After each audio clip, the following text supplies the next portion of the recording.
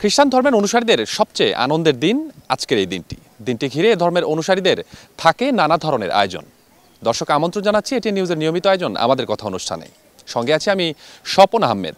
দিনটি নিয়ে এই ধর্মের অনুসারীদের কি আয়োজন থাকছে শুনবো তাদের কথা। দর্শক তার আগে এটি নিউজে প্রচারিত একটি প্রতিবেদন দেখে নিতে চাই।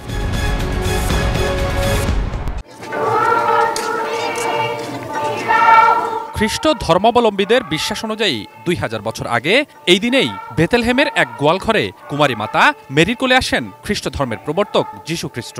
খ্রিস্ট ধর্মীয় বিশ্বাস মতে এদিনে মানবজাতিকে সত্য, সুন্দর ও ন্যায়ের পথে পরিচালিত করতে যিশুর জন্ম হয়।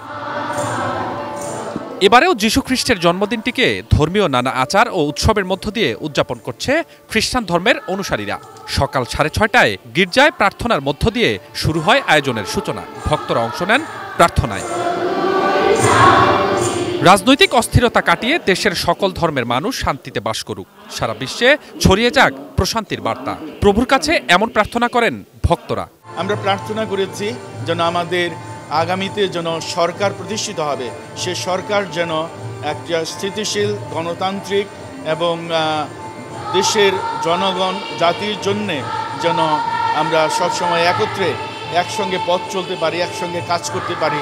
ধর্মীয় অনুষ্ঠানের পাশাপাশি দিনটি ঘিরে তাদের থাকে পারিবারিক ও ব্যক্তিগত নানা পরিকল্পনা। যে আদর্শ, যে মানবতা, যে প্রেম, সেই প্রেমের জন্য আমাদের নিজেদের জীবনটা গড়ি।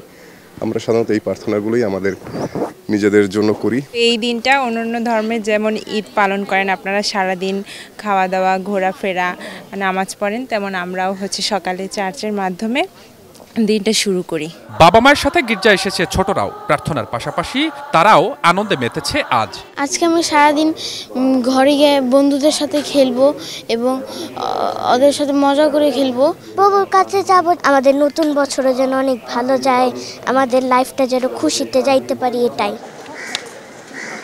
বড়দিন উপলক্ষে রাজধানীর প্রতিটি গির্জায় সারাদিন থাকবে ভক্তদের পদচারণা।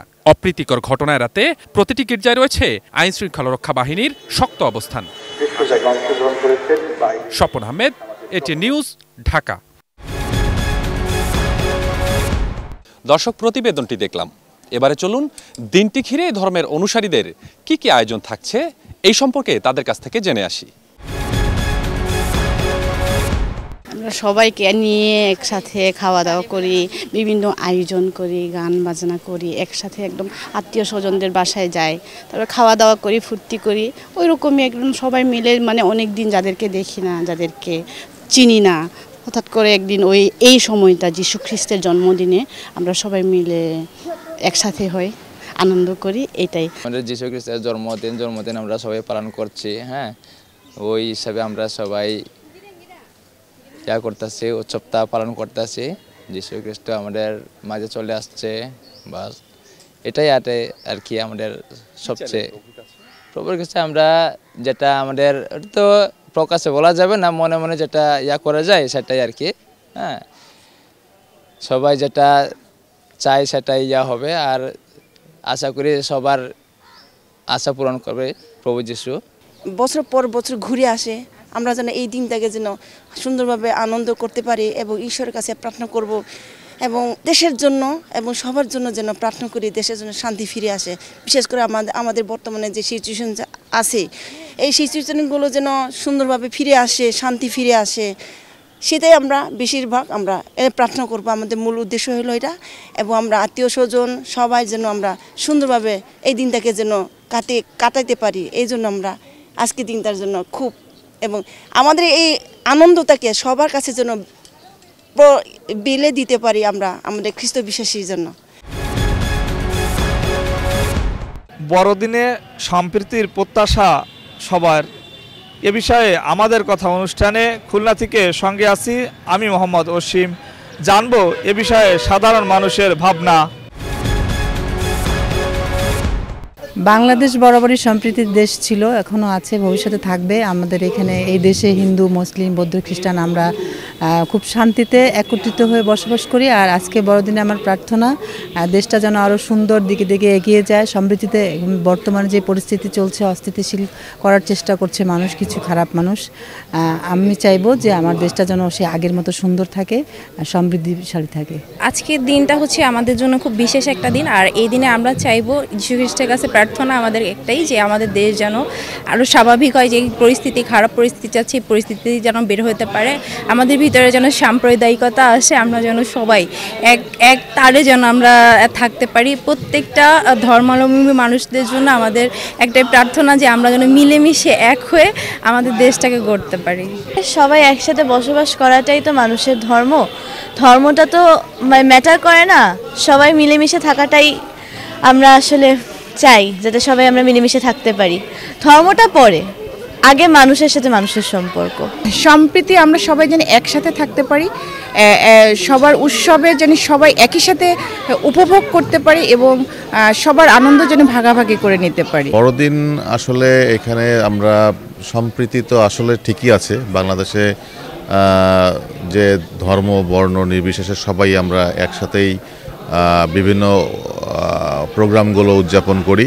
হ্যাঁ, তো সেই ক্ষেত্রে বড়দিনও সেম। আমাদের সঙ্গে আমাদের আশেপাশের যারা আছেন হিন্দু, মুসলিম, বৌদ্ধ ভাই বোনেরা সবাই মিলেমিশে আমরা একসাথেই বড়দিন সুন্দরভাবে করছি। আমি কামরুজ্জামান সাভার থেকে আপনাদেরকে স্বাগত জানাচ্ছি। আমাদের কথা আজকের আয়োজনে বড়দিনে সম্প্রীতির প্রত্যাশা কি, এই নিয়ে সাধারণ মানুষের ভাবনা জানবো। সবাই যে শুভ বড়দিন, যে এই বড়দিনে আমরা সবাই একত্রিত হই, সবাই একটা মিলন মেলার মতন আমরা পালন করি। এই সুবাদে আমরা সবাই আনন্দ উপভোগ করি। এটাই হলো আমাদের বড় উৎসব। জাতি ধর্ম, আজকে আমাদের ক্রিসমাস, জাতি ধর্ম বর্ণ নির্বিশেষে আমরা চাই সকলে হাতে হাত মিলিয়ে আজকের এই প্রোগ্রামটা হচ্ছে সুন্দরভাবে পালন করার জন্য। আর চাচ্ছি যে দেশের যে হানাহানি যা আছে এগুলো ভুলে আমরা সবাই একসাথে পরস্পরের সাথে সুন্দরভাবে সবাই মিলেমিশে এই অনুষ্ঠানটা উদযাপন করতে যাচ্ছি। জাতি বর্ণ নির্বিশেষে যেন আমরা সবাই একত্রে থাকতে পারি। তো এটা আমাদের আসলেই দেশ জাতির জন্য গুরুত্বপূর্ণ ভূমিকাটা পালন করে হলো ধর্মটা। তো এখানে সম্পূর্ণটাই শান্তির জন্য আমরা কার্যক্রমটা পালন করে থাকি। সবাই মনে করে যে আজকের দিনে আমাদের মুক্তিদাতা যীশু খ্রিস্ট জন্ম নিয়েছিলেন, যে সকল পাপের যেন মুক্তি পায়। তার আদর্শ ধরেই আমরা এগোচ্ছি। চাই আমরা সকল মানব জাত হিসেবে আমরা যেন পৃথিবীতে বসবাস করতে পারি এবং সুন্দর একটা মৃত্যু গ্রহণ করতে পারি, এটাই প্রত্যাশা। দর্শক, এই ছিল আমাদের কথার আজকের বিষয়। এতক্ষণ আপনাদের সঙ্গে ছিলাম আমি স্বপন আহমেদ।